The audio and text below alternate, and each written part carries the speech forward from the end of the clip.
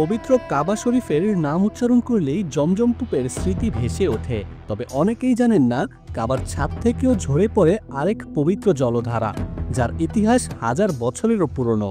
এই পানির উৎসকে বলা হয় মিজাবুর রহমান, অর্থাৎ আল্লাহর রহমতের ঝর্ণা। কাবা শরীফের উত্তর পশ্চিম কোণে সোনার তৈরি একটি নালা বসানো আছে, যেখান দিয়ে বৃষ্টির সময় ছাদের পানি নেমে আসে। মুসলিমদের বিশ্বাস, এটি শুধু বৃষ্টির পানি নয়, বরং কাবার ছাদ থেকে ঝরে পড়ার কারণে এতে বিশেষ রহমত ও বরকত নিহিত। হজ ও ওমরাহ পালনকারীদের জন্য এই পানির নিচে দাঁড়িয়ে স্নান করা এক বিরল সৌভাগ্য। অনেকে মনে করেন এই পানি আত্মাকে পবিত্র করে, আবার কেউ কেউ বিশ্বাস করেন এটি রোগ থেকে আরোগ্য আনে। ইসলামী ইতিহাসবিদ আল আজরাকি লিখেছেন, মিজাবের নিচে নামাজ আদায় করলে মানুষ নবজাতকের মতো পবিত্র হয়ে যায়।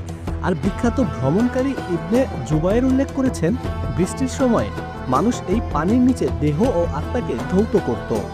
ইতিহাস বলছে, প্রথম মিজাব বসানো হয়েছিল খলিফা হারুনুর রশিদের আমলে। পরে ১৬২৭ সালে ওসমানী সুলতান মুরাদ এটিকে সোনায় মুড়িয়ে দেন, যা আজও কাবা শরীফে স্থাপিত রয়েছে। জমজমের পানি সবার জন্য সহজলভ্য হলেও মিজাবের পানি পাওয়া যায় কেবল বৃষ্টির সময়, তাই খুব কম মানুষই এর ছোঁয়া পায়।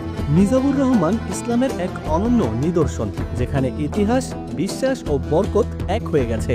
জমজমের পরে এটি মুসলিমদের কাছে দ্বিতীয় পবিত্রতম পানি হিসেবে বিবেচিত।